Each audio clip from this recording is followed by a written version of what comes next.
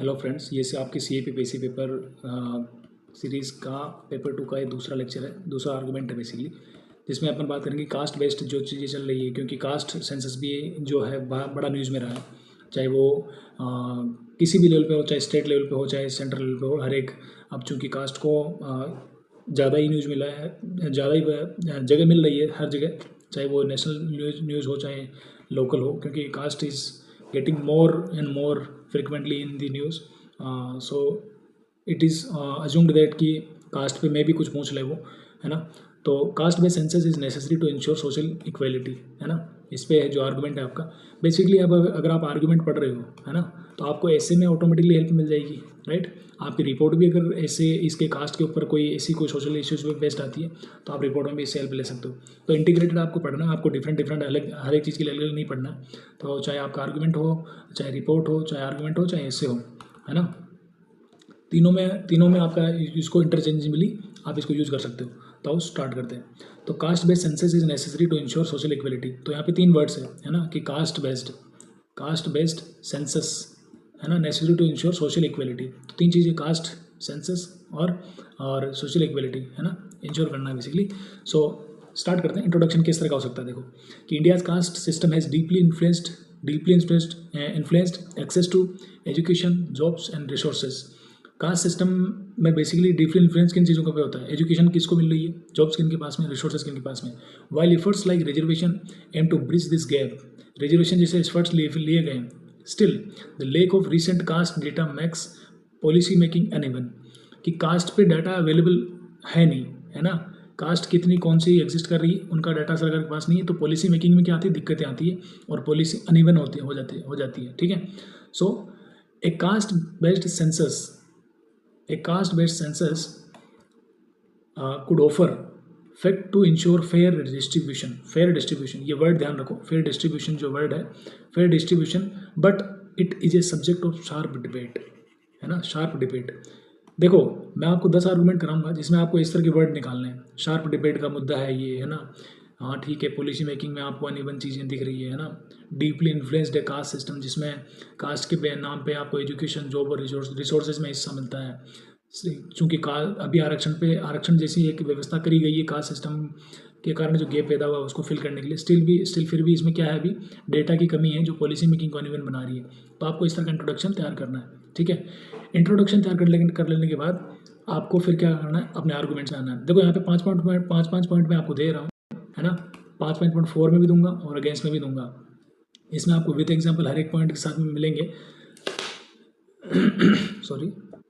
But आपको exam में क्या करना है, देखो आप इतना, क्योंकि एक लिमिटेड टाइम होता है एक आर्गूमेंट लिखने के लिए, आपके पास ऑलमोस्ट 10 से 12 या मैक्सिमम 15 मिनट होंगे, है ना।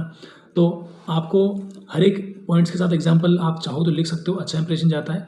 बट शुरू के 2-3 पॉइंट में आप जरूर से एग्जांपल लिखो, ताकि एक अच्छा इम्पैक्ट जाएगा और आपको आर्गूमेंट में अच्छा नंबर मिलने के चांसेस रहेंगे, ठीक है।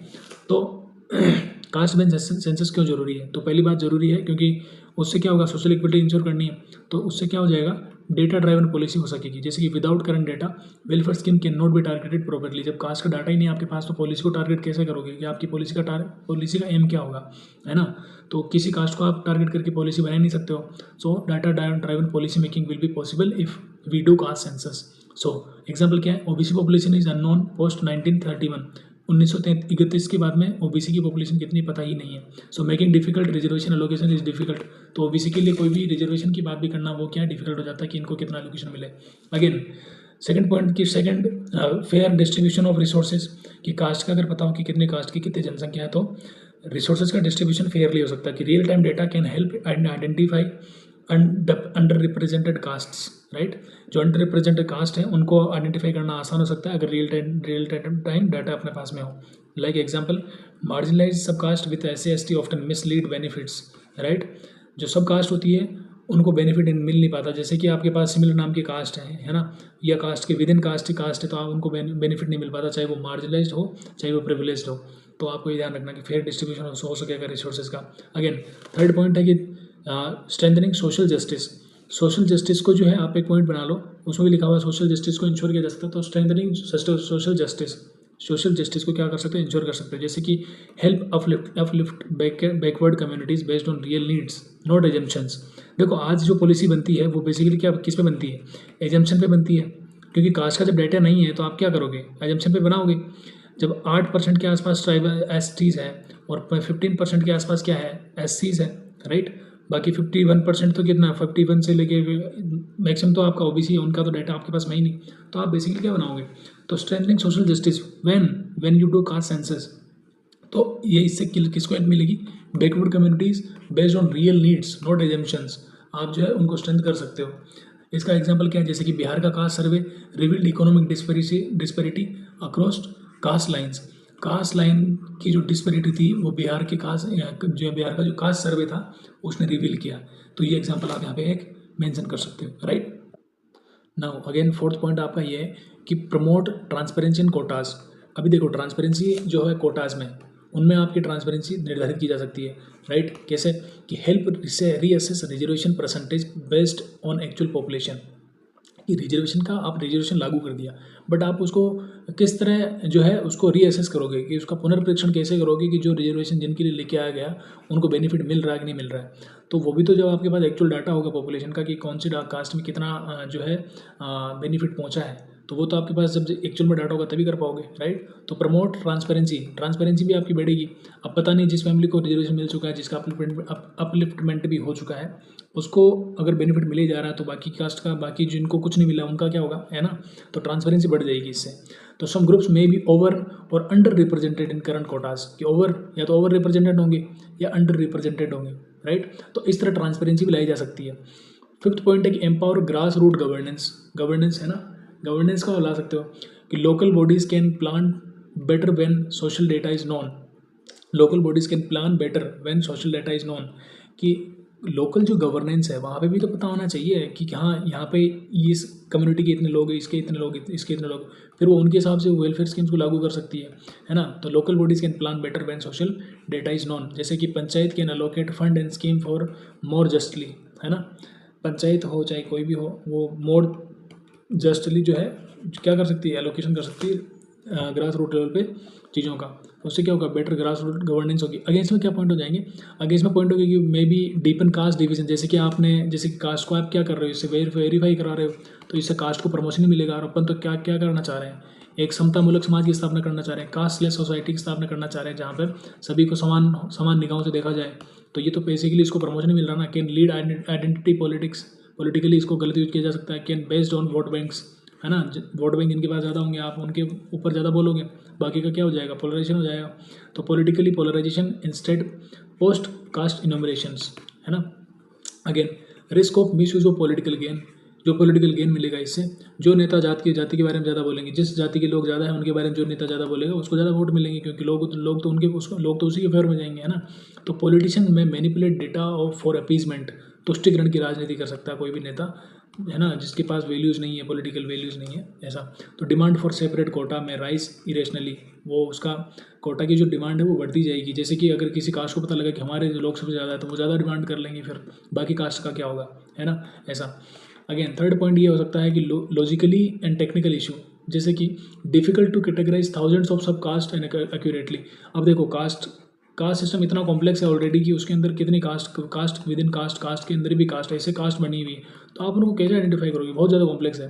जैसे कि confusion during social economic caste census 2011 over caste classification, caste का क्लासिफिकेशन हो ही नहीं सकता। जैसे कि वर्ण तो 4 है ना, बस कास्ट जातियाँ इतनी हैं कि आप उनमें डिवीजन कर ही नहीं सकते हो, मतलब इतना सब डिवीजन उनके अंदर कि आपको कॉम्प्लेक्सिटी बहुत ज़्यादा देखने को मिलती है जाति व्यवस्था में। तो लॉजिकली इन टेक्निकल इश्यूज में आएंगे।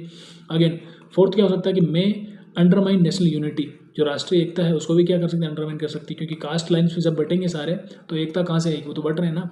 Could reduce focus on merit and common citizenship, कि मेरिट जो प्रतिभावान है वो नीचे चले जाएंगे, या फिर जो कॉमन सिटीजनशिप है वो जो है बिल्कुल जो है वो बैकफुट पे चली जाएगी। इसका एग्जांपल क्या है कि सोशल टेंशन में इंक्रीज बिटवीन ग्रुप्स, क्योंकि ग्रुप बन जाएंगे फिर, है ना, कि ये हमारी जात है, ये हमारी ये ऐसा ग्रुप, इसको प्रमोशन मिलेगा बेसिकली। सो फिफ्थ पॉइंट है कि better focus should be on economic status. तो इससे कास्ट से ज़्यादा, कास्ट तो क्या है, सोशल एक आइडेंटिटी है, तो इससे ज़्यादा बेटर क्या चीज़ है, इकोनॉमिक, कि आर्थिक स्तर तो पता लगाया जा सकता है कि कौन कितना, किसके पास क्या कितनी कुव्वत है ना, उसके हिसाब से। बट सोशल स्टेटस का कोई ऐसा पैमाना नहीं जिसको पता लगाया जा सकता है ना। तो poverty is not limited in to caste, economic census could be more inclusive, कि इकोनॉमिक सेंसस होता है ना, आर्थिक सर्वेक्षण अगर होता तो वो ज़्यादा पावरफुल होता या ज़्यादा मोर इफेक्टिव या इंक्लूसिव होता। तो poor upper caste families are also struggling without support. जो भाई अपर कास्ट में भी तो पुअर है ना, ऐसा तो ही नहीं कि केवल लोअर कास्ट जो सो कॉल्ड लोअर जो कास्ट सिस्टम है उसमें सो कॉल्ड अपर कास्ट या लोअर कास्ट है, केवल ऐसा तो है ही नहीं कि लोअर कास्ट में जो है पुअर पाए जाते हैं, अपर कास्ट में भी पुअर होते हैं, तो वो भी स्ट्रगल कर रहे हैं। तो ये बेसिकली ज़्यादा इंक्लूसिव हो सकता है, ये 5 पॉइंट हो जाएगा। अब कंक्लूजन ऐसे में क्या लिखेंगे, कास्ट सिस्टम एक ऐसी व्यवस्था है जिसमें आप अगर कोई चर्चा करोगे तो आप उसमें कभी कभी फंस जाते हो, अपर कास्ट वाला भी फंस जाता है, लोअर कास्ट वाले भी फंस जाते हैं। तो बेसिकली इसमें आपको बैलेंस्ड जो है कंक्लूजन लिखना बहुत जरूरी है। जैसे कि a caste based census is if implemented with integrity can be a powerful tool for achieving the true equity, है ना। However it must be handle with care to avoid political misuse and social division, कि social division और political misuse नहीं होना चाहिए। The goal should be unity through justice, not division through data. देखो इस तरह की पंची लाइन जब आपके आर्गुमेंट्स में होंगी तो आपको डेफिनेटली मार्क्स फेच कर लोगे आप, कि unity through justice not division through data. कितनी अच्छी लाइन है, आप इसको कोट करोगे तो आपको पता लगेगा कि यार वास्तव में अच्छी लाइन है ना। तो आप इस कंक्लूजन को लिखो, राइट। आपको क्या करना है, इस कंक्लूजन को लिखो अपनी कॉपी में, इंट्रोडक्शन को लिखो, इसको 3-4 बार 5 बार पढ़ो और पॉइंट्स की जो केवल हेडिंग लिख लो, राइट। और आप चाहो तो इस वीडियो को रन करके दोबारा स्पीड में देखोगे तो आपको वैसे ही वापस चीज़ें याद हो जाएंगी, right. So this was our second argument. This series will be followed by 3, 4, 5 to 10 arguments, ताकि आपको एक वाइड रेंज मिल जाएगी। तब इसके बाद आपके कोई भी आर्गुमेंट आएंगे तो आप उसको ठीक से डील कर पाओगे। So thank you for watching, और बने रहो, आपको इससे बेनिफिट मिलने वाला डेफिनेटली, क्योंकि एग्जाम में अब ज़्यादा दिन नहीं रहे। आज ये वीडियो जो मैं रिकॉर्ड कर रहा हूँ तो 7 तारीख हो चुकी है, 20 दिन बचे हैं। आप ठीक से इन दिनों में पूछ दोगे तो आपको डेफिनेटली पेपर 2 में कोई दिक्कत नहीं आएगी। पेपर 1 आपने अच्छी तैयार कर ही लिया होगा। So all the best from my side, thank you so much for watching.